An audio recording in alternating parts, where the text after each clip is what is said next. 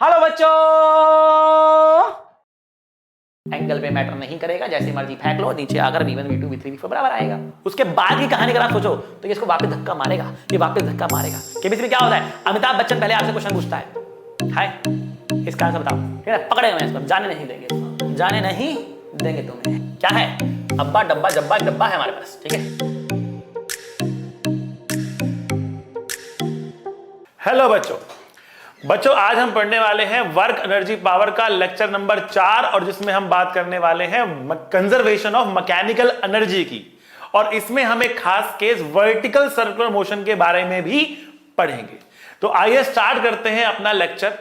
इस लेक्चर से पहले जो वाले जो लेक्चर्स थे उसमें हम लोगों ने काइनेटिक एनर्जी के बारे में पढ़ लिया था और पोटेंशियल एनर्जी के बारे में पढ़ लिया था। मैकेनिकल एनर्जी क्या होती है, तो बेटा मैकेनिकल एनर्जी इन दोनों का सम होता है। मैकेनिकल एनर्जी क्या है, mechanical energy is a sum of potential energy and kinetic energy, ठीक है। सो मैकेनिकल एनर्जी क्या है, mechanical energy is a sum of potential energy and kinetic energy. इन दोनों के सम को ही हम मैकेनिकल एनर्जी बोलते हैं। हमारे पास बहुत सारे ऐसे केसेस आते हैं जिसमें काइनेटिक एनर्जी पोटेंशियल एनर्जी में कन्वर्ट होती है एंड बहुत सारे ऐसे केसेस आते हैं जिसमें पोटेंशियल एनर्जी काइनेटिक एनर्जी में कन्वर्ट होती है। ये दोनों आपस में कन्वर्ट होते रहते हैं और इस तरीके से कन्वर्ट होते हैं कि मैकेनिकल एनर्जी क्या हो जाए, कांस्टेंट हो जाए। कुछ केसेस में ये कांस्टेंट नहीं भी रहेगी, तो हमें देखना होगा कब ये मैकेनिकल एनर्जी कंजर्व होती है, कांस्टेंट रहती है, और कब ये कांस्टेंट नहीं रहती है। तो पहले मैं आप लोगों को कुछ ऐसे केसेस दिखाता हूं जहां पर काइनेटिक एनर्जी पोटेंशियल एनर्जी में कन्वर्ट होती है and potential energy kinetic energy में कन्वर्ट होती है। फिर हम बात करेंगे टेक्निकली कि मैकेनिकल एनर्जी कब कब कंजर्व होगी, ठीक है बच्चों। आइए, तो पहला केस मैं आपको दिखा रहा हूं, conversion of kinetic energy into potential energy. Conversion of kinetic energy into potential energy. तो पहला केस मैंने लिया जिसमें हमारे पास आप देख सकते हैं कि एक बॉल है। इस बॉल को हमने ऊपर की तरफ एक वेलोसिटी दे दी है, ऊपर की तरफ एक वेलोसिटी दे दी है v, इसके पास है u, उसके पास एक वेलोसिटी है, ठीक है। ये बॉल ऊपर जा रही है और जैसे जैसे ये ऊपर जा रही है ये धीमा होती जा रही है। बॉल क्या हो रही है, रुकती चली जा रही है, स्लो होती चली जा रही है। अब जैसे जैसे ये बॉल ऊपर बढ़ेगी इसकी रफ्तार कम होती जाएगी, ठीक है, और इसकी काइनेटिक एनर्जी डिक्रीज होती जाएगी एंड पोटेंशियल एनर्जी बढ़ती चली जाएगी। जैसे जैसे ये हाइट पर जाएगी इसकी पोटेंशियल एनर्जी राइज कर रही है, तो टोटल एनर्जी तो हमेशा कंजर्व होती है, ठीक है ना। बट टोटल एनर्जी की बात करें तो उसमें काइनेटिक, पोटेंशियल और दूसरी फॉर्म ऑफ एनर्जीज भी आ सकती हैं। बट यहां पर क्या हो रहा है, यहां पर इसके पास काइनेटिक एनर्जी है, यहां पर इसके पास पोटेंशियल एनर्जी है। तो जैसे जैसे ऊपर जा रहा है काइनेटिक एनर्जी से पोटेंशियल एनर्जी में एनर्जी कन्वर्ट होती हुई चली जा रही है, ठीक है। और केस देखते हैं, ये स्केटर था, इसने यहां से स्टार्ट किया, ठीक है ना, और जब ये यहां पर आएगा, जब ये बच्चा, तो ये बालक है हमारा, ये यहां पर आएगा, ठीक है ना, इसके पास एक काइनेटिक एनर्जी होगी और जैसे जैसे ये राइज करेगा ना इसकी काइनेटिक एनर्जी क्या होगी, कम होती चली जाएगी और किस में कन्वर्ट हो जाएगी बेटा, पोटेंशियल एनर्जी में कन्वर्ट हो जाएगी। तो यहां पर भी आप देख सकते हो कि ऊपर जाने के वक्त kinetic energy is converting into potential energy, ठीक है। आइए यहां पर देखते हैं, हमने इस ब्लॉक को यहां से छोड़ दिया, यहां पर हमारे पास ये एक ब्लॉक है, इसको हमने यहां से छोड़ दिया।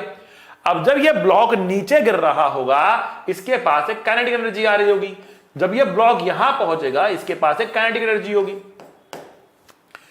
ठीक है ना। और इस काइनेटिक एनर्जी से ये स्प्रिंग से टकराएगा तो स्प्रिंग भी क्या होगा बेटा, कंप्रेस करेगा, ऐसे खपैच करके कंप्रेस करेगा, खपैच खपैच कंप्रेस करेगा, ठीक है। और जब ये कंप्रेस कर रहा है तो इस काइनेटिक एनर्जी के साथ क्या हो रहा है, ये काइनेटिक एनर्जी कम होती चली जा रही है और पोटेंशियल एनर्जी में कन्वर्ट होती चली जा रही है, ठीक है ना। तो यहां से यहां पर आ रहा है, कपैच करके नीचे आ रहा है और इसे कंप्रेस कर रहा है, तो कंप्रेस करने पे क्या हो रहा है, काइनेटिक एनर्जी कम और पोटेंशियल एनर्जी राइज हो रही है। कौन सी पोटेंशियल एनर्जी है ये स्प्रिंग की स्प्रिंग पोटेंशियल एनर्जी है।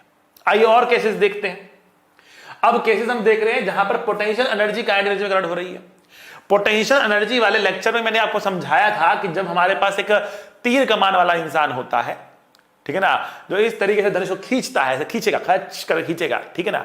तो खींचने पर क्या होगा, धनुष को खींचने पर क्या होगा, खींचने पर उसका जो बो होता है ना धनुष, वो बेंड करता है। नॉर्मल जो है ना फ्लेक्सिबल लकड़ी जो आती है, बांस जिसे कहते हैं, उससे बनाया जाता है, ये बेंड करता है इस तरीके से। उसके अंदर इलास्टिक पोटेंशियल स्टोर हो जाती है। जो उसका स्ट्रिंग होता है वो भी इलास्टिक होता है। जब उसे खींचते हो आप इस तरीके से तो क्या होता है, खींचने पर क्या होता है, उसके अंदर इलास्टिक पोटेंशियल एनर्जी स्टोर हो जाती है। और फिर छोड़ो क्या होगा, तीर खपैक से निकल के जाएगा आगे, ठीक है ना।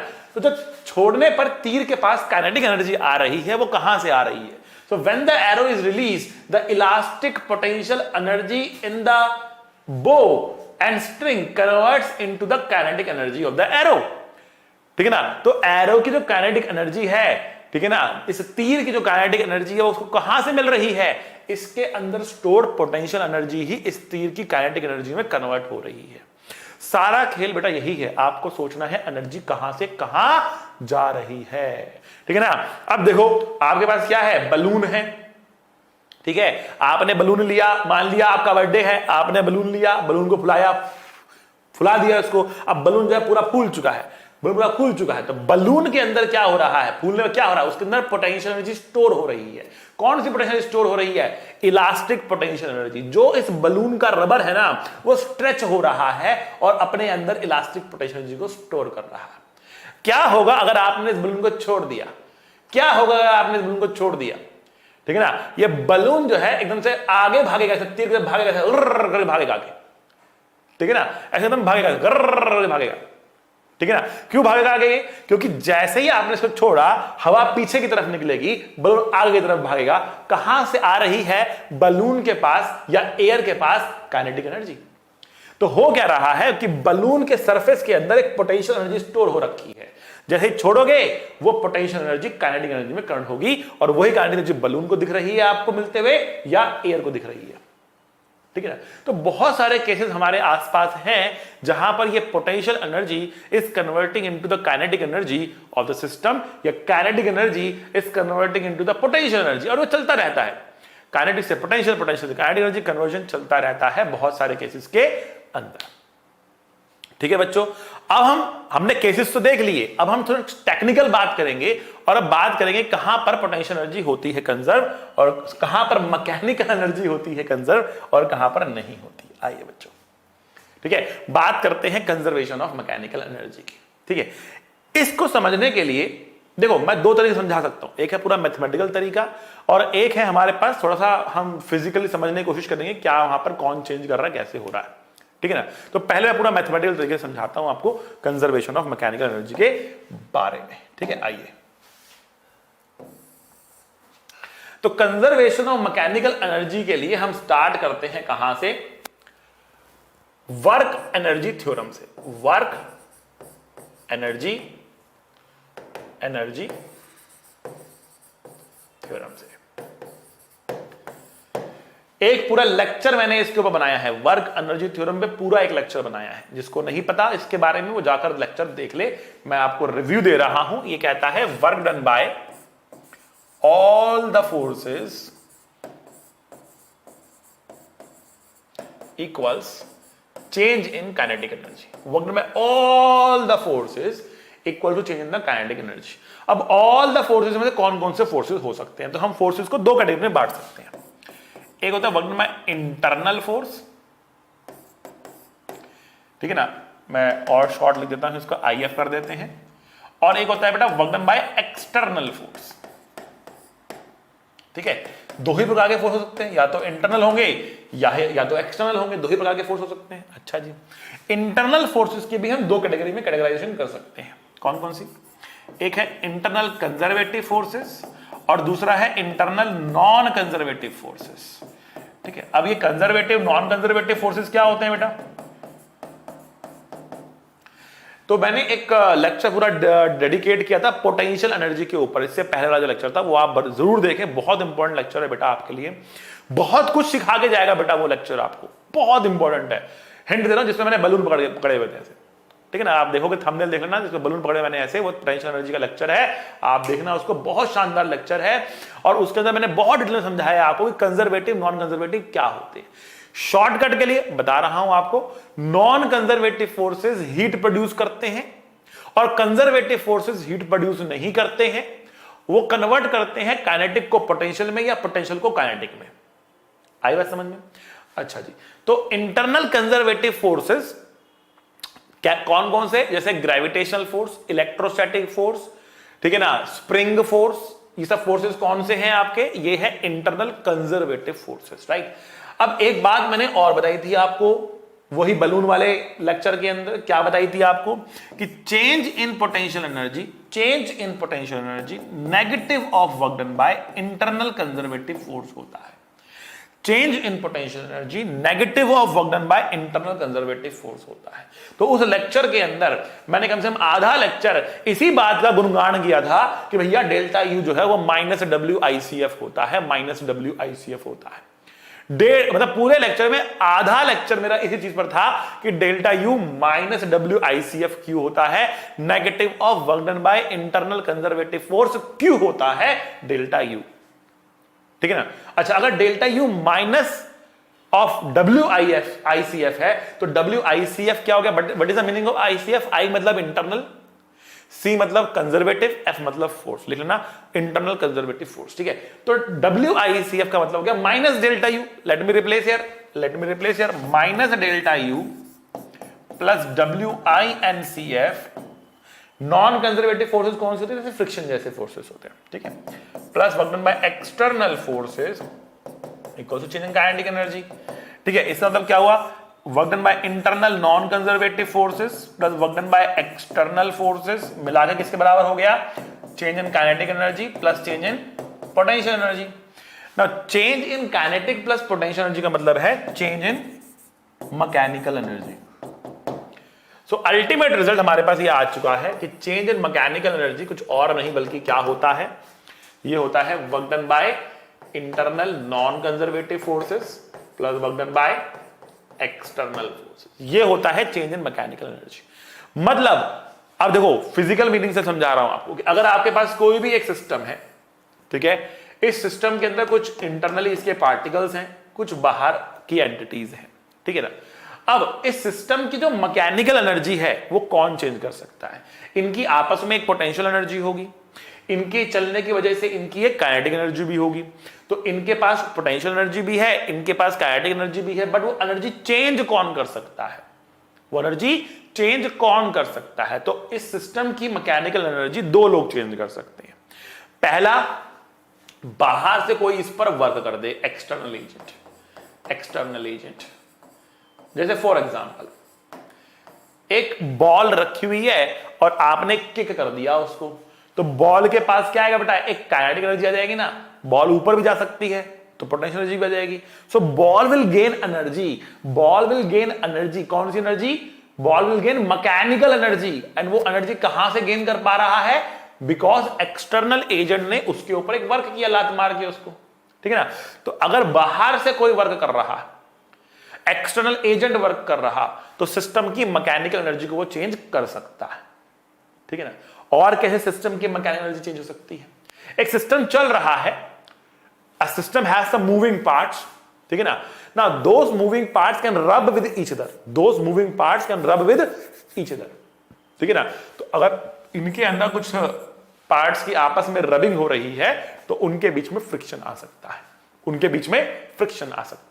तो फ्रिक्शन क्या करेगा, फ्रिक्शन उस रबिंग की वजह से हीट प्रोड्यूस करेगा, एंड जब वो हीट प्रोड्यूस करेगा तो क्या होगा, सिस्टम की एनर्जी क्या होगी, कम हो जाएगी, ठीक है। तो अंदर से हीट अगर निकले, हीट निकलना शुरू हो जाए, हीट क्यों निकलेगा, work done by internal non conservative forces, जैसे फ्रिक्शन जैसे फोर्सेस, ठीक है ना। तो अगर सिस्टम की मैकेनिकल एनर्जी आपस में कन्वर्ट नहीं हो रही तो कहां जा रही होगी, वो हीट में, साउंड में, लाइट में, दूसरी फॉर्म में जाएगी ना। और उस फॉर्म में कौन लेके जाएगा, अंदर से लगने वाले नॉन कंजर्वेटिव फोर्सेस ही होंगे जो सिस्टम की मैकेनिकल एनर्जी को कहां लेके जाएंगे बच्चों, हीट में लेके जाएंगे, साउंड में लेके जाएंगे, लाइट में लेके जाएंगे, दूसरी फॉर्म ऑफ एनर्जी में लेकर चले जाएंगे, ठीक है। लेकिन अगर मैं ये कहूं ना ही तो एक्सटर्नल एजेंट कोई वर्क कर रहा और ना ही हीट प्रोड्यूस हो रही, मतलब ना ही इंटरनल नॉन कंजर्वेटिव फोर्सेस कोई वर्क कर रहे, तो सिस्टम की मैकेनिकल एनर्जी में चेंज नहीं आएगा। अगर मैकेनिकल एनर्जी में चेंज नहीं आया तो हम कह सकते हैं mechanical energy of the system will be conserved. ठीक है ना, mechanical energy of the system will be conserved. So when mechanical energy is conserved, it conserves when work done by external agent,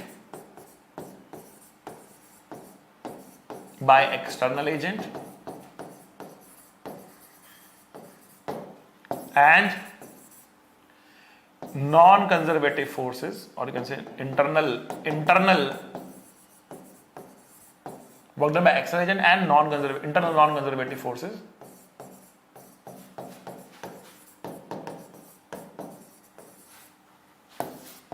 is 0, then mechanical energy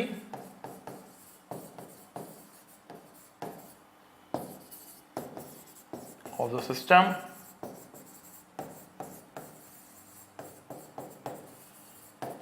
is conserved.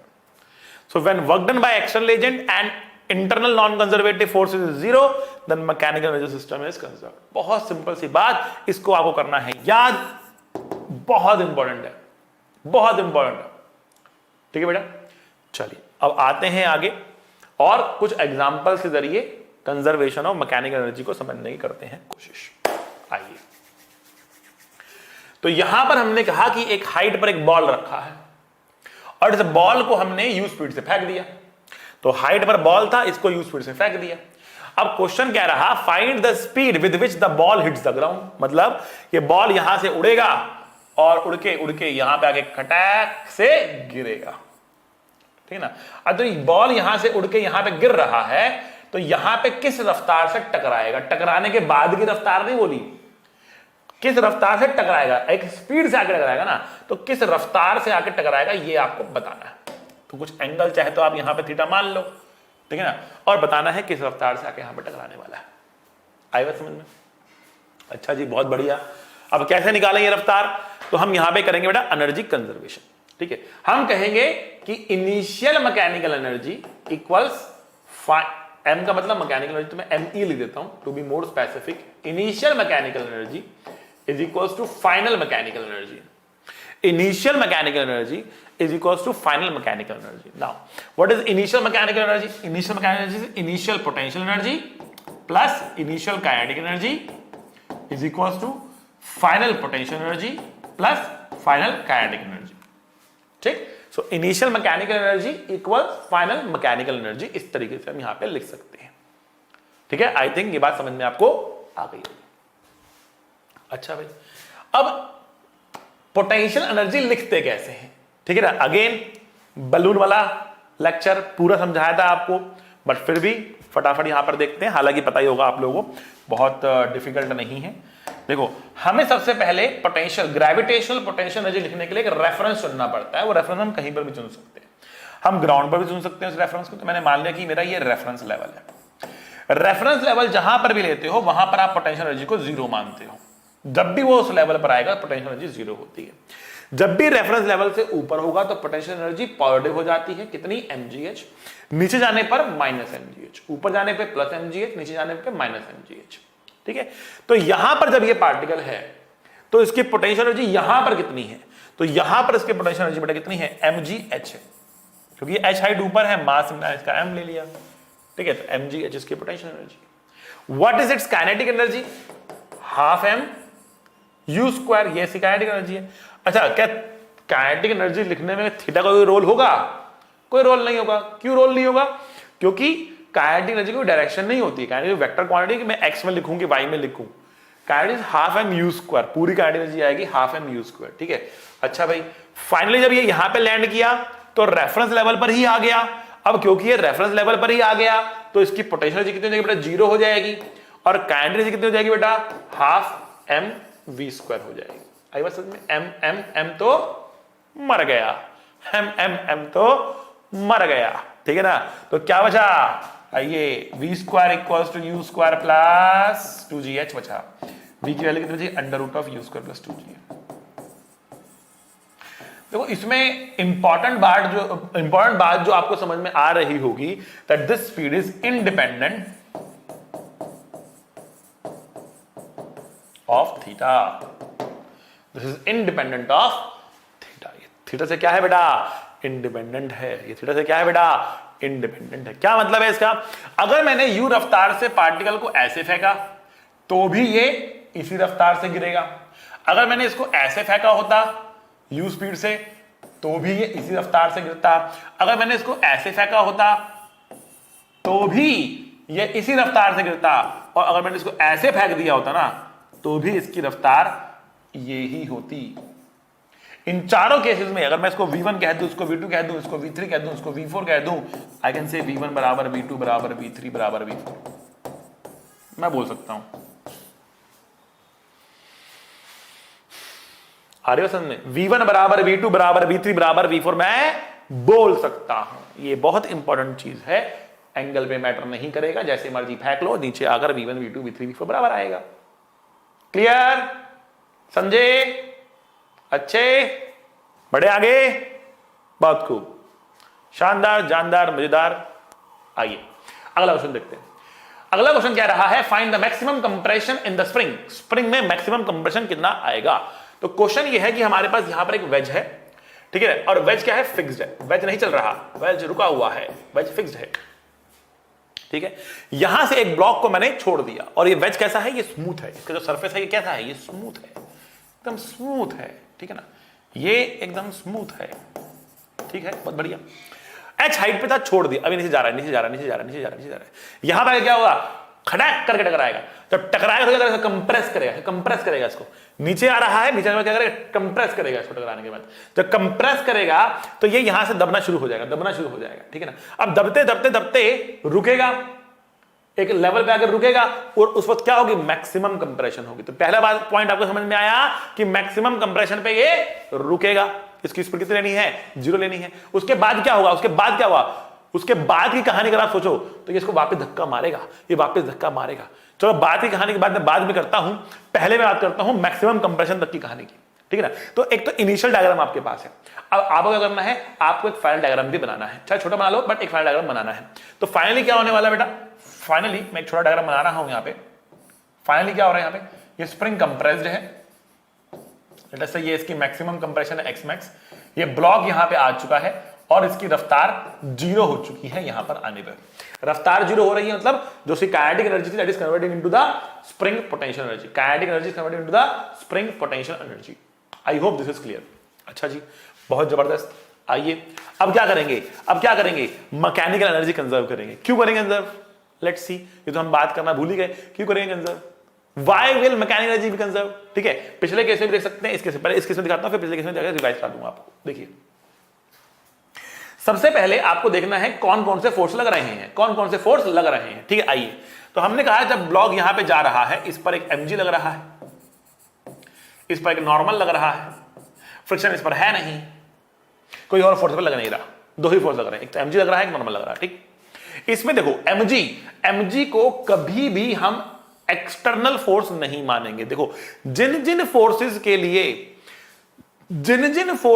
लिए आप potential energy लिख सकते हो, उन forces को external की category में आप नहीं रखोगे, ठीक है ना। जिन फोर्सेस के लिए पोटेंशियल एनर्जी लिखते हैं, जिन फोर्सेस के लिए पोटेंशियल एनर्जी लिखते हैं, यू लिखते हैं, उनको इंटरनल कंजर्वेटिव लेना है। वो एक्सटर्नल नहीं है, वो नॉन कंजर्वेटिव नहीं है। तो ग्रेविटी की वजह से हम ग्रेविटेशनल पोटेंशियल एनर्जी लिखते हैं, तो mg कैसा फोर्स हुआ आपका? इंटरनल कंजर्वेटिव फोर्स हुआ आपका, ठीक है ना। जब ये यहां पे आके टकराएगा तो इसे कंप्रेस करेगा, तो जो इसका फोर्स लगेगा वो कौन सा लगेगा? स्प्रिंग फोर्स लगेगा। तो एक स्प्रिंग फोर्स भी यहां पर आएगा। तो स्प्रिंग फोर्स भी कैसा हुआ? क्या ये एक्सटर्नल मानूंगा? मैं नहीं मानूंगा इसको एक्सटर्नल। मतलब मैं स्प्रिंग को भी अपने सिस्टम का हिस्सा लेकर इसको इंटरनल फोर्स मानकर इसकी पोटेंशियल एनर्जी लिख दूंगा, ठीक। तो जिसकी पोटेंशियल एनर्जी लिखूंगा उसको इंटरनल कंजर्वेटिव लेके चलूंगा, एक्सटर्नल लेके नहीं चलूंगा। तो यहां पर mg भी इंटरनल कंजर्वेटिव, स्प्रिंग फोर्स भी इंटरनल कंजर्वेटिव, तो एक्सटर्नल कौन बचा? केवल normal. Normal is external force. But क्या नॉर्मल यहां पे कोई वर्क कर रहा है? क्या नॉर्मल रिएक्शन कुछ वर्क कर रहा है? नहीं कर रहा। क्यों नहीं कर रहा? आइए देखते हैं। देखिए, जब इसके ऊपर ये चलेगा ना, तो नॉर्मल तो लगेगा ऐसे और जाएगा ये ऐसे, एंगल बनाएगा 90 डिग्री का। और जब डिस्प्लेसमेंट और फोर्स में एंगल होता है 90 डिग्री, तो वर्क डन आता है 0। तो यहां पर एक्सटर्नल फोर्स कौन सा था? नॉर्मल रिएक्शन केवल और केवल एक एक्सटर्नल फोर्स था, लेकिन उसका वर्क डन कितना था? 0। वर्क डन कितना था? 0, 0। ठीक है ना? अगर वर्क डन कितना है? 0 है, 0 है, एक्सटर्नल एजेंट का मैकेनिकल एनर्जी कंजर्व हो सकता है, लेकिन फ्रिक्शन को भी वर्क नहीं करना चाहिए। हमने यहां पर इसको स्मूथ लिया था, फ्रिक्शन तो था ही नहीं। तो फ्रिक्शन अगर नहीं है, उसका वर्क डन भी 0। एक्सेलरेशन है, लेकिन उसका वर्क डन कितना है? 0 है। सो क्योंकि work done by friction plus work done by external agent दोनों ही 0 है, इसलिए हम बोल सकते हैं मैकेनिकल एनर्जी क्या है? कांस्टेंट है। और हम कह सकते हैं ui plus K E I is equal to UF plus K E F. बात समझ में आ रही है आपको? बहुत शानदार। ठीक है, अब देखिए, अब यहां पे ग्रेविटेशनल पोटेंशियल एनर्जी के लिए I need to take a reference. ठीक है, मुझे एक रेफरेंस लेना पड़ेगा। ठीक है, तो मैंने अगर ग्राउंड को रेफरेंस मान लिया, तो इस ब्लॉक की पोटेंशियल एनर्जी कितनी है इनिशियल के लिए आपको डायग्राम देखना है, तो वो है बेटा mgh। काइनेटिक है 0, रुका हुआ है। स्प्रिंग तो अभी कुछ हुआ है, तो स्प्रिंग की एनर्जी भी 0 है। फाइनल के लिए डायग्राम देखना है। फाइनली ये रेफरेंस लेवल इधर 0 पे आ चुका है ना, तो ग्रेविटेशन तो 0 ही हो गई, बट स्प्रिंग दबा हुआ, तो स्प्रिंग एनर्जी है कितनी होती है? स्प्रिंग एनर्जी, स्प्रिंग एनर्जी का फॉर्म होता है half K X square. Spring energy का फॉर्म होता है half K X square. Last lecture potential जो देख लो, लिखवाइए वहां पे आपको हाफ के एक्स स्क्वायर होता है। ठीक है, सो पोटेंशियल एनर्जी फाइनली कितनी है? Half K X square. ठीक है, ये पोटेंशियल एनर्जी है finally. Now what is the kinetic energy finally? तो ये कहा यहां पे रुकता है, फाइनल कंप्रेशन पे रुकता है, तो उसकी काइनेटिक कितनी है? 0 है। तो from here we can get the value of X max is equals to 2 mgh divided by k whole under root. That's the value of x max. इतना मैक्सिमम टू मैक्सिमम कंप्रेशन इसके अंदर आएगा, इतना maximum to maximum compression इसके अंदर आ जाएगा। कितना? Under root of 2 mgh by k. That is the maximum compression in this spring. But समझ में आ रहा है आपको? देखो, इसमें हम और क्या कर सकते हैं, इसको हम और एक तरीके से सोच सकते हैं। We can think about the flow of energy, we can think about the flow of energy. Let's do it from the flow of energy. करते हैं, आइए। जब बोल दिया है तो कर ही देंगे। आइए,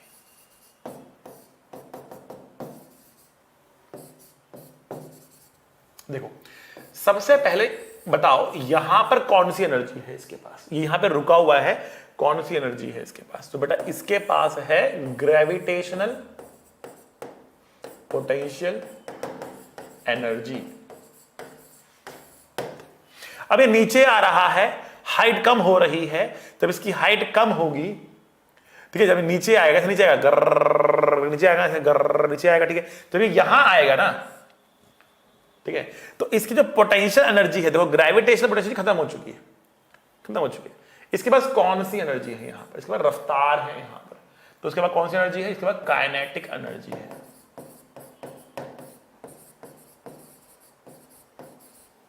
ठीक, अच्छा, रास्ते में कोई एनर्जी का लॉस तो हुआ नहीं, हीट तो यहां पे प्रोड्यूस हुई नहीं, और किसी ने एनर्जी इसको दी नहीं, इसने कोई एनर्जी इसको दी नहीं।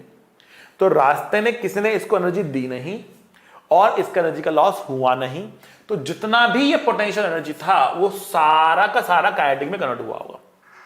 तो जितना पोटेंशियल एनर्जी यहां पर था, उतना ही काइनेटिक एनर्जी यहां पर होगा। आया बात समझ में? अच्छा जी, अब देखो, अब जब ये इससे टकराएगा, जब इससे टकराएगा तब क्या होगा? टकराने के बाद क्या होगा? आइए फाइनल डायग्राम बनाते हैं। कंप्रेस हो चुका होगा ये, और ये रुक चुका होगा। अब क्योंकि ये रुक चुका है और इसका ग्रेविटेशन का लेवल भी रेफरेंस लेवल पे आ चुका है, तो ग्रेविटेशनल पोटेंशियल एनर्जी भी 0 है इसके पास। ठीक है ना, और ये रुक भी चुका है, तो काइनेटिक एनर्जी भी 0 हो गई। बट ये कंप्रेस्ड है, तो कौन सी एनर्जी इसके पास है? स्प्रिंग एनर्जी है।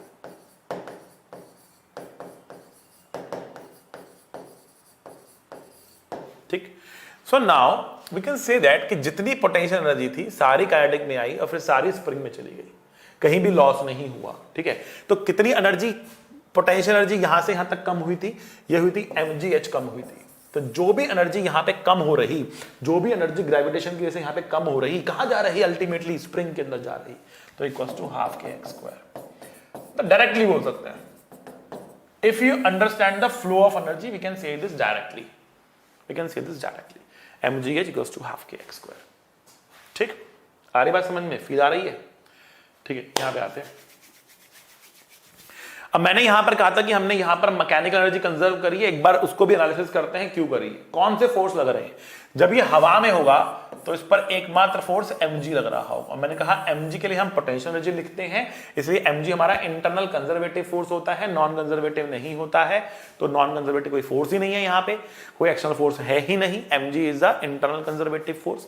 ठीक है ना। अब क्योंकि mg is the internal conservative force, we can conserve the mechanical energy है, we can conserve the mechanical energy है। अंडरस्टूड?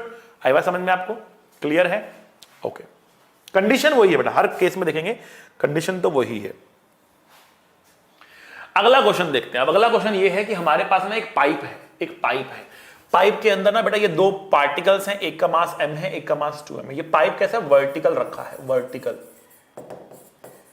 ठीक है, ये रेडियस r और ये रेडियस r है, इसका सर्कुलर पोर्शन है इसका। ये यहां पर एक पार्टिकल, यहां पे एक पार्टिकल, एक धागे से बंधे, एक धागे से बंधे। इनिशियली इसको रोक के रखा हुआ, हमने रोक के रखा हुआ, मान लिया ऐसे हमने रोक के रखा हुआ था इसको।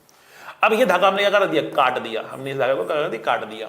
अब जैसे ही हमने धागे को काटा तो ये भागेगा, दौड़ेगा, हवा में पकड़ रखा है हमने इसको। ठीक है ना। अब ये दौड़ेगा नीचे की तरफ, ये नीचे आएगा, खट खट खट खट खट खट खट नीचे आएगा। ठीक है, अगर नीचे आएगा, ये खींचते हुए नीचे आएगा, उसकी रफ्तार भी बढ़ेगी, इसकी रफ्तार भी बढ़ेगी। आपको बताना क्या है, आपको बताना है कि जब ये वाला पार्टिकल यहां पहुंचेगा, इससे पाइप से बाहर निकलना चाहेगा, find the speed of the balls when m comes out of the pipe.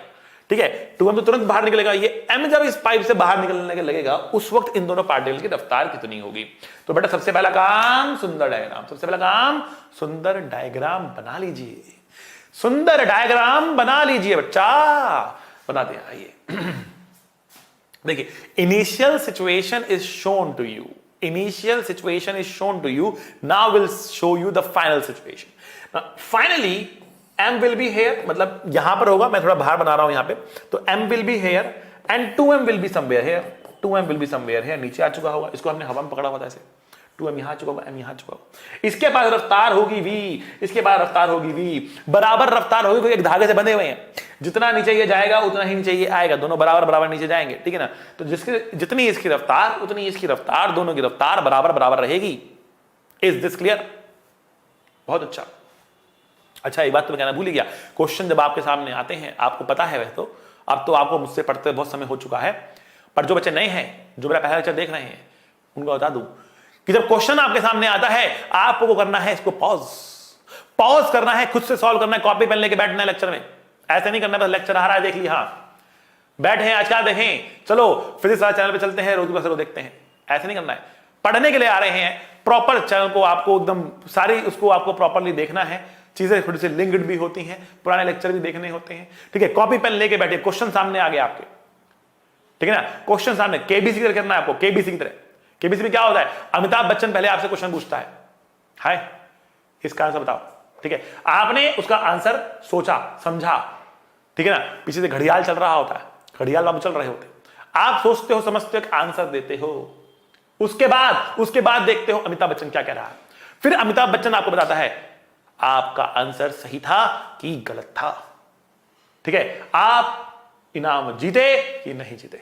ठीक है, अब जब अमिताभ बच्चन बता रहा है कि ये आंसर सही था, तो वो साथ में उसका एक्सप्लेनेशन भी देता है, ये इसलिए सही था, ये हुआ था या ये नहीं हुआ था। आया बात समझ में आपको? तो वही काम आपको यहां पर भी करना है। आपके सामने क्वेश्चन आया, पॉज करिए, 1 मिनट 2 मिनट का समय लीजिए, कॉपी पेन फटाफट फटाफट फटाफट सॉल्व करिए, एक आंसर तक पहुंचिए, कमेंट में जाके कमेंट करिए, अमिताभ बच्चन अपना आंसर बताते ना कि सर मेरा आंसर ये आया था। ठीक है, तो फिर आपको भी ये करना है, आपको कमेंट में जाकर आंसर, सर मेरा आंसर ये आ रहा है, दिस इज माई आंसर। ठीक है, और फिर मैं अमिताभ बच्चन फिर मैं आपको बताऊंगा कि आपका आंसर सही है कि गलत है, मतलब मैं आपको सॉल्व करके दिखाऊंगा कि करेक्ट आंसर क्या था। ठीक है, उससे आप मैच करेंगे, फिर आप अपनी गलती भी देखें ना, आपको अपनी गलती भी देखनी पड़ेगी। कि भैया मैं ऐसे कर रहा था, सर ने ऐसे किया। मेरे मेथड में और सर के मेथड में क्या डिफरेंस है? सर ने ऐसे किया तो ये सही क्यों, ये गलत क्यों? अगर आंसर मैच कर रहे हैं, दोनों मेथड सही है, ठीक है ना? आ गया समझ में आपको? तो इस तरीके से यू विल लर्न, इस तरीके से you will learn, and then you will have some doubts, you can ask in the comment section as well. ठीक है, मैं नहीं दो, दूसरे बच्चे भी हैं, कम्युनिटी है पूरी, आपके क्वेश्चन के आंसर को देने की कोशिश करेगी। ठीक है, ओके, खैर आइए आइए आइए आइए आइए आइए। तो ये फाइनल सिचुएशन है, ये इनिशियल सिचुएशन है। क्या करना है? पहले चेक करना है, चेक करना है कि मैकेनिकल एनर्जी कंजर्व है कि नहीं, मैकेनिकल एनर्जी कंजर्व है कि नहीं। तो उसके लिए देखो कौन कौन से फोर्स लग रहे, पहले फोर्सेस के नाम लिख लो। एक तो mg लगता हुआ दिख रहा, एक टेंशन लगता हुआ दिख रहा, एक नॉर्मल लगता हुआ दिख रहा।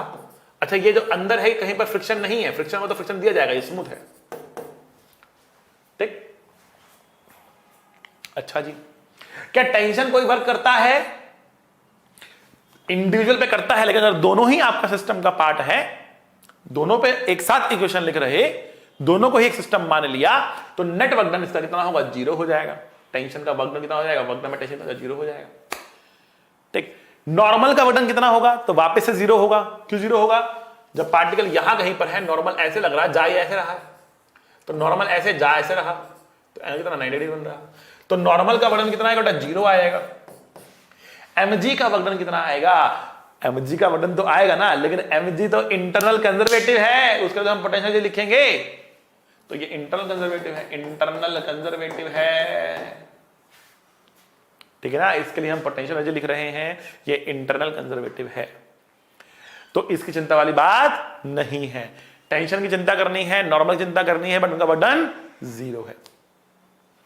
ठीक है, तो मैकेनिकल एनर्जी हम कंजर्व कर सकते हैं, मैकेनिकल एनर्जी हम कंजर्व कर सकते हैं। तो आइए करते हैं, देखते हैं क्या हुआ। देखिए, पोटेंशियल एनर्जी कंजर्व करने के लिए एक रेफरेंस लेना है, तो मैंने इसको रेफरेंस चुन लिया, ये मेरा रेफरेंस हो गया। अगर ये मेरा रेफरेंस है, तो ये तो खुद रेफरेंस से बैठा है। मैं क्या लिख रहा हूं? मैं लिख रहा हूं इनिशियल, इनिशियल, फाइनल, फाइनल। ठीक, इनिशियल इसकी पोटेंशियल एनर्जी है mgr, इसकी है 0। इनिशियल काइनेटिक एनर्जी है 0, दोनों रुके हुए हैं। फाइनली इस m की पोटेंशियल एनर्जी 0 है, इस 2m की आएगी, क्योंकि 2m नीचे है। कितना नीचे है? इस धागे की लेंथ के बराबर। ये धागे की लेंथ कितनी है बेटा? πr/2। अब ये कैसे निकाल दे सर आपने? तो ध्यान से देखो, ये क्वाड्रेंट है, क्वाड्रेंट की लेंथ होती है 1/4 of 2πr, that means πr/2। ठीक है ना, 1/4 of 2πr, that means πr/2। तो इसकी पोटेंशियल एनर्जी नेगेटिव होगी, क्योंकि रेफरेंस से नीचे है। कितनी होगी? -2m g, और h कितना लेंगे? πr/2 लेंगे, πr/2 लेंगे। और काइनेटिक एनर्जी कितनी लेने वाले हैं हम? देखो, उसकी कितनी है? ½ mv², इसकी कितनी है? ½ 2mv²। समझे? अरे समझे कि नहीं समझे भाई? समझ समझ से समझ को समझो, समझ समझना भी एक समझ है। समझ समझ के जो ना समझे, मेरी समझ में वो ना समझ है। क्यों भाई? समझ समझ के समझ को समझो, समझ समझना भी एक समझ है। समझ समझ के जो ना समझे, मेरी समझ में वो ना समझ है। आइए, m m m कट गया, ठीक है ना। और यहां से हम बहुत शानदार तरीके से v की वैल्यू निकाल लेंगे। ये आएगा 2/3 into gr plus g/r whole under root. ठीक है, आंसर इस तरीके से आएगा। ठीक, बढ़ते हैं आगे अगले क्वेश्चन की तरफ। अब अगला क्वेश्चन ये है कि हमने इस चेन को यहां पे पकड़ रखा है, ठीक है, हमने पकड़ रखा है, जाने नहीं देंगे तुम्हें, हम पकड़े रहेंगे। ठीक है ना, पकड़े हुए हैं इसको, जाने नहीं देंगे इसको हम। ठीक है ना, जाने नहीं देंगे तुम्हें। ठीक है, पकड़ रखा है इसको इस तरीके से। ठीक है, इसका 1/4 लेंथ जो है वो हैंग कर रहा है। 1/4 लेंथ क्या कर रहा है? हैंग कर रहा है। लेकिन फिर क्या किया? फिर छोड़ दिया, जाओ जाओ। ठीक है ना, अब छोड़ दिया, और ये क्या था? ये था स्मूथ, वाइट पे वाइट था, स्मूथ। तो क्या होगा? जैसे छोड़ेंगे तो क्या होगा? कर्र नीचे गिरेगी ना, कर्र नीचे गिरेगी। जब नीचे गिर रही है, खर्र नीचे गिर रही है, तो क्या होगा बेटा? देखो, जब ये नीचे गिरेगी तो क्वेश्चन क्या है, पहले क्वेश्चन सुनते हैं। Find the speed of the chain when it just comes of the table. मतलब फाइनल डायग्राम जो हम बनाएंगे इसका, तो फाइनल डायग्राम में कुछ ऐसा दिख रहा होगा, ठीक है ना।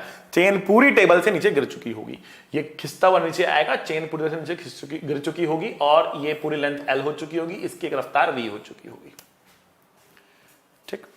अब यहां पे मैकेनिकल एनर्जी कंजर्व क्यों है, कौन कौन से फोर्स लग रहे हैं, हमने तो छोड़ दिया, हमारा तो फोर्स लग नहीं रहा। अब कौन कौन से फोर्स लग रहे हैं आइए देखते हैं। तो एक तो फोर्स लग रहा है mg, दूसरा लग रहा है नॉर्मल, दो ही तो फोर्स हैं। नॉर्मल वर्क नहीं कर रहा, mg की चिंता है नहीं, mg चिंता है नहीं, नॉर्मल वर्क कर नहीं रहा, ठीक। अच्छा जी, अब क्या करें, एक रेफरेंस लेवल ले लो भाई, ये हमने एक रेफरेंस लेवल मान लिया, मान लेते हैं हमने ये रेफरेंस लेवल ले लिया, इसको रेफरेंस मान लिया, रेफरेंस ले लिया इसको हमने भाई, बहुत शानदार। अब हमें लिखनी है potential energy and kinetic energy. तो हम क्या लिखेंगे भैया, कंजर्वेशन ऑफ मैकेनिकल एनर्जी क्या लिखेंगे, हम लिखेंगे ui plus K E I is equals to U F plus K E F, ये तो लिखेंगे ना हम, you I plus K E I equals to U F plus K E F, ये तो लिखेंगे ना हम, यस और नो। तो what is the initial potential energy, what is the initial kinetic energy, what is the final potential energy, what is the final kinetic energy, this is what we want to know. ये हमें जानना है, ये हमें जानना है। कैसे लिखेंगे, कैसे लिखेंगे, आइए देखिए, इनिशियली ये चेन तो टेबल पर ही रखी है इतना पोर्शन, लेकिन इतना पोर्शन हैंग कर रहा है, तो जो टेबल पे रखा है वो तो रेफरेंस पे पड़ा है, जो टेबल पे रखा है वो रेफरेंस पे पड़ा है, उसका पोटेंशियल एनर्जी 0 आ गया। पर जो हैंग कर रहा है, उसका मास कितना है बेटा, उसका मास है m/4, उसका मास कितना है m/4, ठीक है। तो नीचे है कि ऊपर है, रेफरेंस से नीचे है, तो पोटेंशियल लिखी जाएगी negative minus m/4 g into H. अब h क्या लें, क्या h इस बॉटम मोस्ट पॉइंट का लें या इस टॉप मोस्ट पॉइंट का लें, कि इसके सेंटर ऑफ मास का या सेंटर का लें। तो ये भी मैंने आपको समझाया था, जब बड़े ऑब्जेक्ट्स होंगे तो सेंटर या सेंटर ऑफ मास का आपको हाइट लेना पड़ता है, ठीक है। फिलहाल के लिए आपके लिए सेंटर मास बराबर सी चीज है, ठीक है। आगे अगले चैप्टर में हम जाएंगे तो सेंटर मास में डिटेल में समझाएंगे कि सेंटर मास कहां होता है, जरूरी नहीं कि वो सेंटर पर होता है, बट फिलहाल के लिए आप इस चैप्टर में जब तक आपने सेंटर मास नहीं पढ़ा है, तो आप सेंटर और सेंटर मास को इक्विवेलेंट मान के चल लीजिए, कोई दिक्कत वाली बात नहीं है, बट आगे दिक्कत आ जाएगी उससे, ठीक है। खैर एनीवेज, तो हमने कहा कि जब आपके पास बड़ा ऑब्जेक्ट रहेगा इस तरीके से, तो आप ये सेंटर की हाइट या सेंटर मास की हाइट ले रहे होंगे, ठीक है ना। और इसकी डिस्टेंस कितना है बेटा, ये है L/8, ये है L/8। तो what is the potential energy, पहली बात तो नेगेटिव, दूसरी बात मास कितना है इसका m/4 g, हाइट कितनी लेनी है, L/8 ही लेनी है, बस L/8 पूरी नहीं लेनी, बस L/8 लेनी है, समझे। हाइट केवल L/8 लेनी होगी, ओके। काइनेटिक एनर्जी 0 रुका हुआ है। फाइनली क्या हो रहा है, फाइनल जब ये पूरा चिन्ह ऐसे आ चुका है, फाइनल पूरा चिन्ह जब ऐसे हो चुका है, तो आइए देखते हैं। तो पूरा मास कितना mg, अच्छा नेगेटिव के पॉजिटिव, क्योंकि रेफरेंस के नीचे है, रेफरेंस के नीचे है तो नेगेटिव लिखूंगा, माइनस लिखूंगा, ठीक है ना। अच्छा कितना नीचे आया, सेंटर कहां है इसका, L/2। अब पूरी हाइट तो L है, लेकिन सेंटर कहां है इसका, L/2 पर है ना, L/2 पर है ना, ठीक है। तो क्या लिखेंगे, आइए L/2 लिखेंगे, minus mg L/2, minus mg L/2। Kinetic क्या लिखेंगे बेटा, हाफ m/v² लिखेंगे, हाफ m/v²।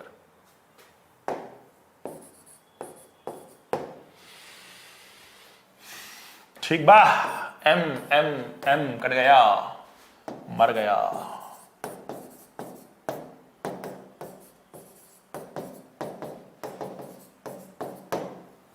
ठीक। ये 2 ये 2 ये 16, तो v² is equals to LG 1 - 1/16, 15/16 LG, v is equals to √15 LG/4। ये हमारे पास रफ्तार आ जाएगी, ठीक है। तरीका आपके सामने है, बहुत बेहतरीन क्वेश्चन है, बहुत सारे एग्जाम्स में आता है, मेडिकल में बहुत पॉपुलर है, इंजीनियरिंग मेंस में बहुत बार आ चुका, ठीक। तो आइए बढ़ते हैं आगे, चलिए। अब स्पेशल केस की बात कर रहे हैं कंजर्वेशन ऑफ मैकेनिकल एनर्जी के अंदर, जिसका नाम है वर्टिकल सर्कुलर मोशन। बहुत इंपॉर्टेंट वैरायटी ऑफ क्वेश्चन इसके अंदर बनते हैं, ठीक। बट इसके अंदर 2 चीजें आती हैं, इनफैक्ट 3 चीजें आती। पहला कि पार्टिकल ऑसिलेशन करेगा कि नहीं, तो हमें ऑसिलेशन के बारे में सोचना होता है, ठीक है। दूसरा हमें यह सोचना होता है कि पार्टिकल पूरा चक्कर लगा देगा कि नहीं लगाएगा, और तीसरा हमें सोचना है कि पार्टिकल कहीं पर बीच में गिर तो नहीं जाएगा, ठीक। तो इन चीजों की बात करेंगे। अच्छा, वर्टिकल सर्कुलर मोशन का मीनिंग क्या है? देखो, सर्कुलर मोशन हॉरिजॉन्टल प्लेन में ऐसे भी सकते हैं, जैसे एक टॉय ट्रेन है, घूम रही है जमीन के ऊपर, तो वो क्या है बेटा, वो क्या है, वो एक हॉरिजॉन्टल सर्कल ले रही है। लेकिन एक ट्रैक बना दिया ऐसा, अच्छा नहीं बना, कुछ ऐसा ट्रैक बना दिया, ठीक है। अब ये सर्कल जो खड़ा है ना, ये वर्टिकल खड़ा है, ऐसे खड़ा हुआ है। इसमें जब ये चढ़ेगा तो हाइट बढ़ेगी, हाइट बढ़ेगी, हाइट बढ़ेगी, ऊपर जा रहा है, फिर ऐसे जाके नीचे आ रहा है। ये है आपका वर्टिकल सर्कल, ये है आपका वर्टिकल सर्कल। इस मोशन की हमें करनी है बात। अब इसमें हमने कहा कि तीन चीजें हमें बात करनी है, एक तो ऑसिलेशन की बात करनी है, दूसरा सर्कल पूरा कर ले उसकी बात करनी है, और एक उनके बीच की बात करनी है जब सर्कल छोड़ के गिर जाएगा वो, ठीक है। तो आइए करते हैं इन चीजों की बातें, ठीक है, और एक पेंडुलम से समझने की कोशिश करते हैं, क्योंकि हमें ऑसिलेशंस की बात भी करनी होती है, ठीक है। तो सबसे पहले हम बात करते हैं ऑसिलेशन की ही, ठीक है। Maximum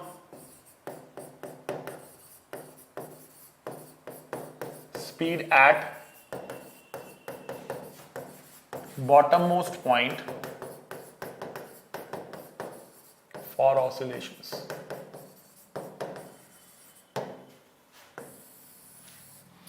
Maximum speed at bottommost point for oscillations, ठीक है। आइए भाई,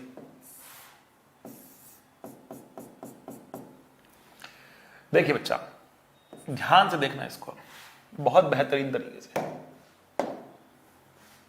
अगर मैं इसको हल्का सा टिल्ट करके छोड़ दूं तो ये ऑसिलेट करेगा कि नहीं करेगा? करेगा, जाएगा आएगा ऑसिलेट करेगा, ठीक है ना। ऐसे करेंगे तो छोड़ेंगे, ऐसे ऐसे करके ऑसिलेट करेगा, ठीक है, ओके, ऑलराइट भाई। ना अगर ये ऐसे ऐसे ऐसे ऐसे ऑसिलेट कर रहा, यहां से आपने हैंग करके छोड़ दिया, और ये ऐसे ऐसे ऐसे ऐसे ऑसिलेट कर रहा, ठीक। अगर मैंने स्पीड थोड़ी सी और बढ़ाई, थोड़ी सी और स्पीड बढ़ाई, तो क्या होगा? थोड़ा सा ये और ऊपर जाकर ऐसे ऑसिलेट करेगा, it is going to oscillate like this. थोड़ा सा और इसका क्या होगा, एम्पलीट्यूड ऑफ ऑसिलेशन बढ़ जाएगा, it is going to oscillate like this. ज्यादा बड़े एम्पलीट्यूड से ये ऑसिलेट करेगा। तो क्या इसका मतलब ये है मैं जितनी मर्जी स्पीड रख दूं इसने ऑसिलेट करना ही करना है? नहीं, ऑसिलेशन की बेटा एक लिमिट है, और वो लिमिट क्या है बेटा? यहां तक की लिमिट होती है।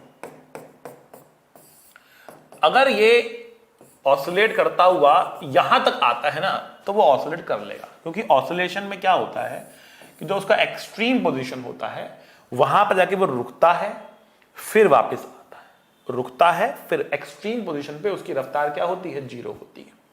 तो अगर उसकी रफ्तार यहां कहीं पर भी जीरो होती है, कोई दिक्कत नहीं है, वो वापस आ जाएगा।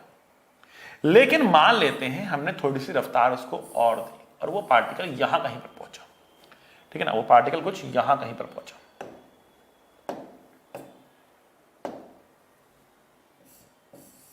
ठीक है, पार्टिकल कुछ यहां कहीं पर पहुंचा।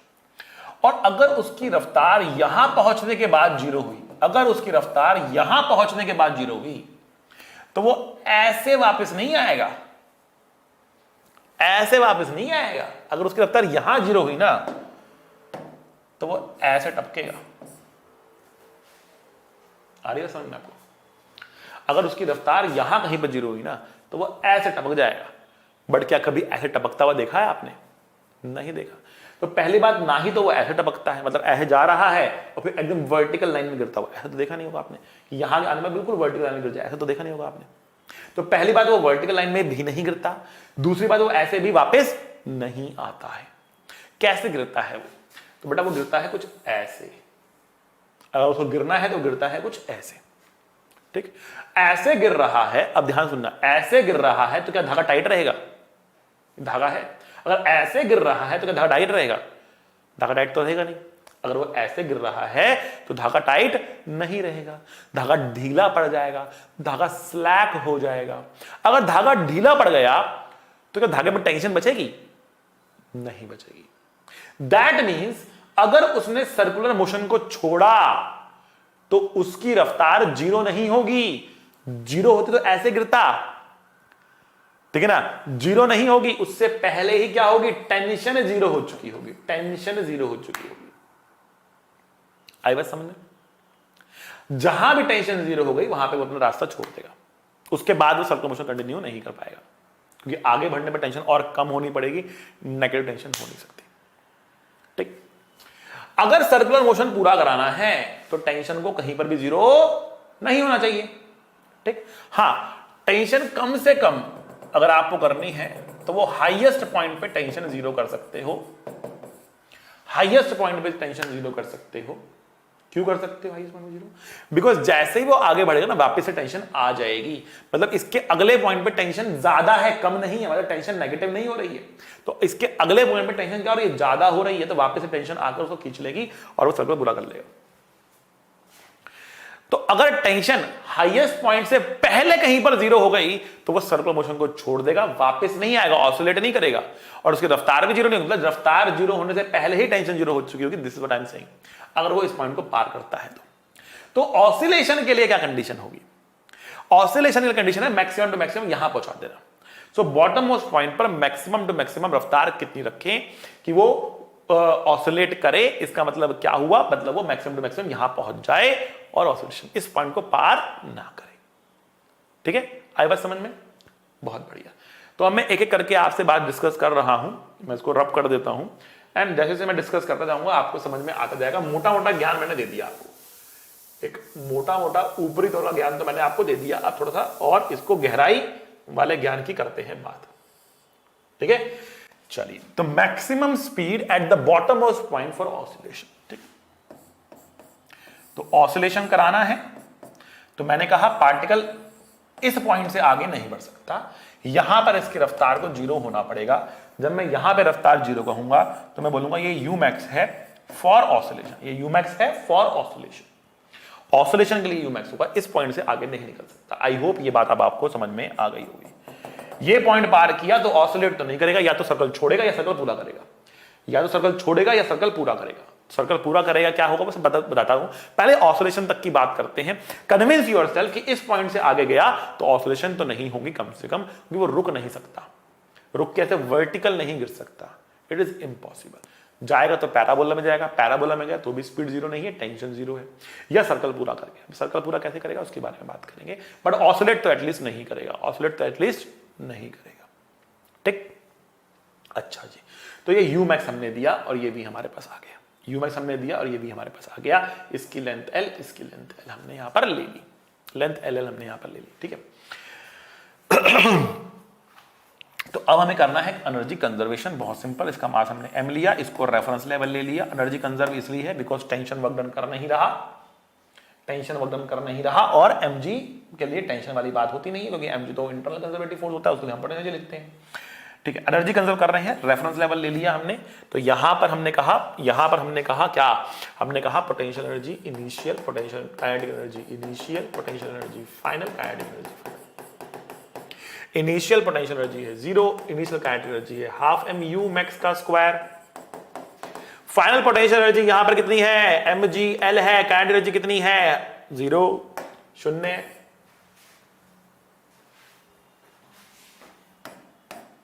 यू मैक्स कितना आया,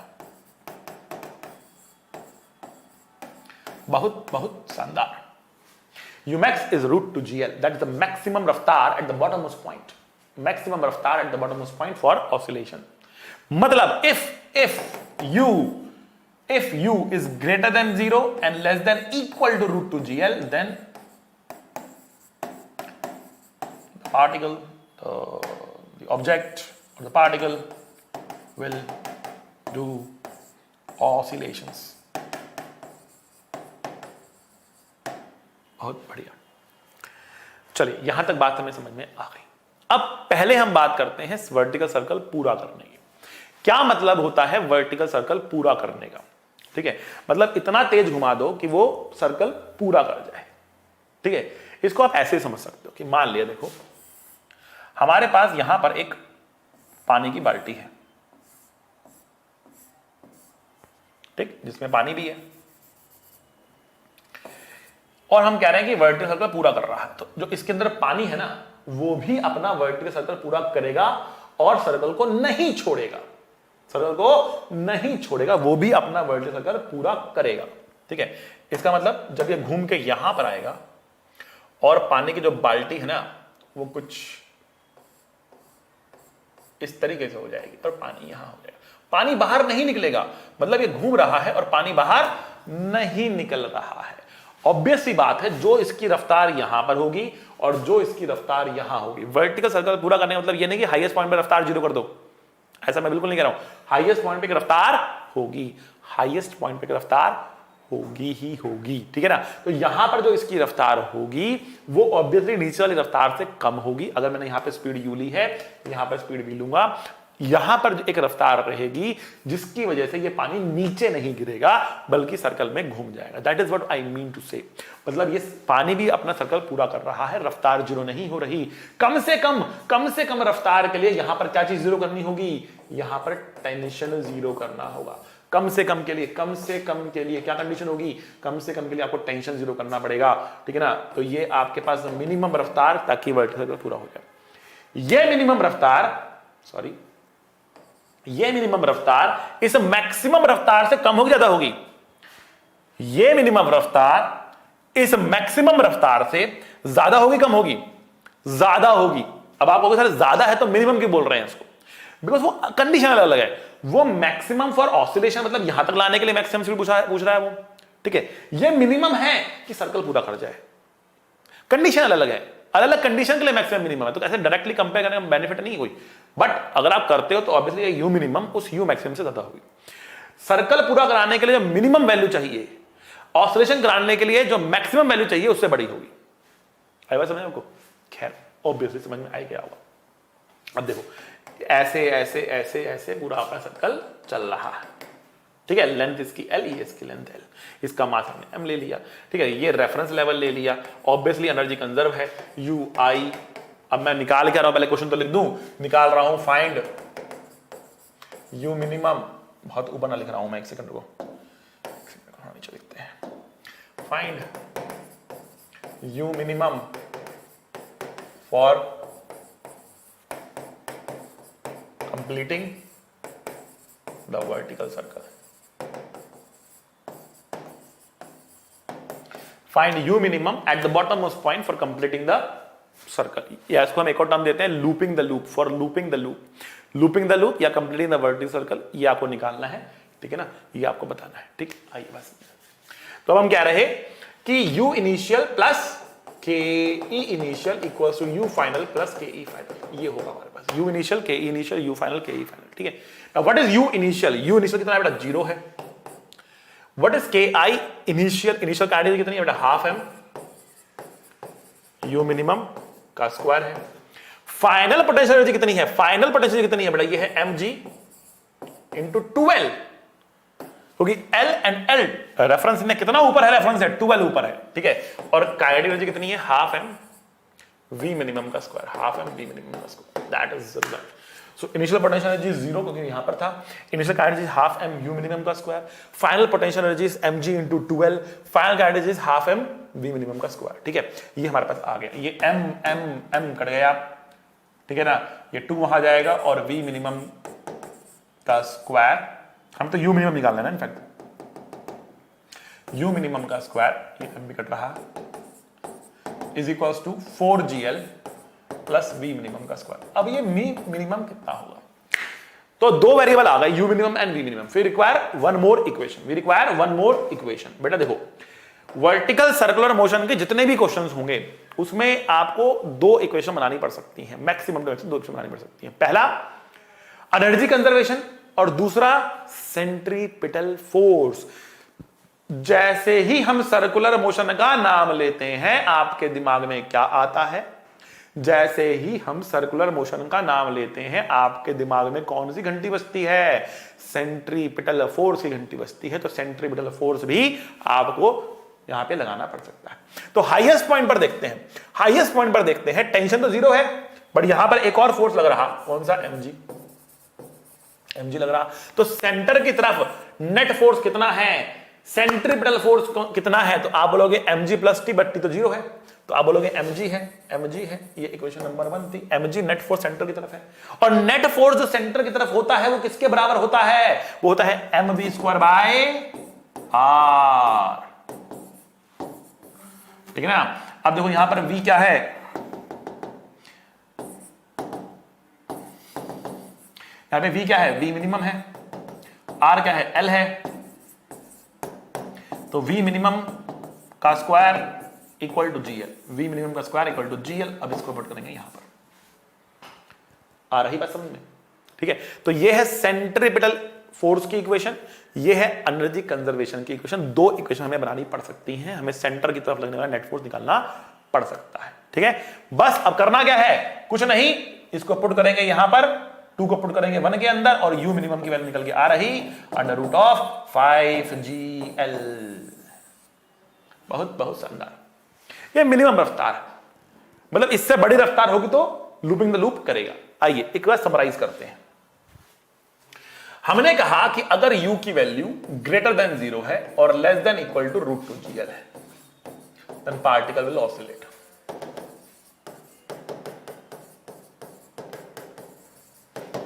फिर हमने कहा कि अगर u की value greater than equal to √5gl है, ये फॉर्मूला याद रखने हैं, याद रखने हैं।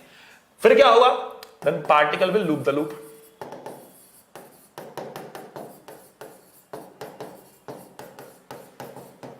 फिर क्या कहा हमने? हमने कहा अगर u की वैल्यू ग्रेटर देन √2gl है एंड लेस देन √5gl है, मतलब ना ही तो वो ऑसिलेट करेगा और ना ही सर्कल पूरा करेगा, वो बीच में सर्कुलर मोशन को छोड़ देगा। Thread will slack, circular motion will not complete, thread will slack.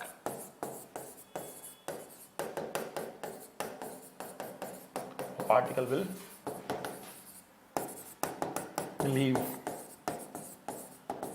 Circular motion, मतलब पानी की बाल्टी रास्ते में ही गिर जाएगी, पानी की बाल्टी रास्ते में ही गिर जाएगी, सारा पानी जो है इस आदमी के ऊपर ही सर पे गिर जाएगा। है बात समझ में? ठीक है, तो ये कंडीशन आपको रखनी है ध्यान। तो बड़ा ये क्या है? ये है √2gl, √5gl, ये सारी कंडीशन आपको ये अच्छे से याद रखनी है। सर्कुलर मोशन कब करेगा और क्या नाम है, ये ऑसिलेट कब करेगा और स्लैक कब करेगा, ये बातें आपको याद रखनी होगी। ठीक है, चलिए एक न्यूमेरिकल देख लेते हैं बेटा इसके ऊपर थोड़ा सा, ठीक है, और समझने की कोशिश करते हैं उस न्यूमेरिकल के अंदर। आइए, तो बेटा हमने ऐसा ट्रैक बना दिया, ऐसा ट्रैक बना दिया, बहुत शानदार ट्रैक बना दिया। ठीक है, और हमने कहा कि हमारे पास एक डब्बा है, डब्बा क्या है? अब्बा डब्बा जब्बा, एक डब्बा है हमारे पास। ठीक है, और ये हमने कहा h हाइट है, इसका रेडियस r है। अब ट्रैक जो है वो स्मूथ है, ट्रैक वो क्या है? ये ट्रैक जो है ये स्मूथ ट्रैक है, स्मूथ। ठीक है, इसका रेडियस r हमें दिया हुआ है। अब क्वेश्चन ये कह रहा है कि कितनी हाइट से इस डब्बे को छोड़ें, कितनी हाइट से कम से कम कितनी हाइट से इस डब्बे को छोड़ें कि ये इस सर्कल में पूरा सर्कल पार कर जाए बिना गिरे। अब डब्बे को इसने पकड़ा नहीं है, ये डब्बा अपने आप जाएगा और पूरा चक्कर लगा के निकल जाएगा, कहीं गिरेगा नहीं रास्ते में। तो वो मिनिमम हाइट कितनी होनी चाहिए? ठीक है, क्वेश्चन है find h minimum so that the box loops the loop.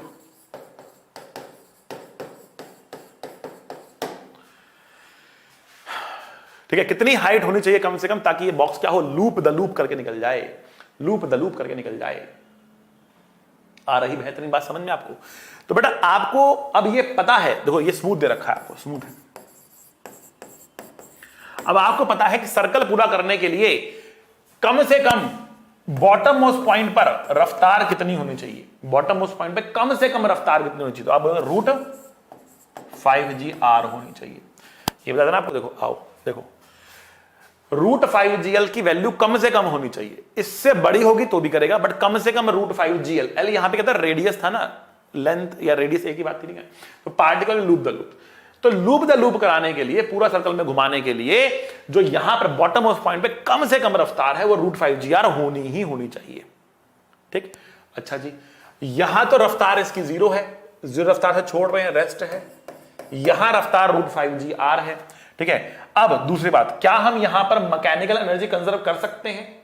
तो हमने कहा यहां पर एक नॉर्मल लग रहा, बट उसका वर्क डन कितना है? 0 है। यहां पर एक mg लग रहा, बट उसके वर्कडन की हमें चिंता नहीं है, वो इंटरनल कंजर्वेटिव फोर्स है. So yes, we can conserve the mechanical energy here. Now if the mechanical energy is conserve, so let us conserve it. तो हम कह रहे हैं ui plus KEI is equals to u final plus KE final.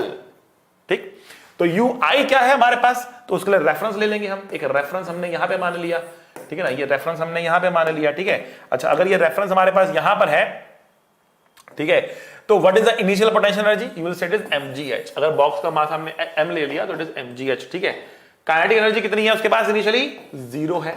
यहां पर आया तो कितनी पोटेंशियल एनर्जी, क्योंकि वो रेफरेंस पर ही आ गया, तो उसकी पोटेंशियल एनर्जी कितनी है बेटा, 0 है. और काइनेटिक एनर्जी कितनी लेंगे, हाफ m रूट 5gr का स्क्वायर.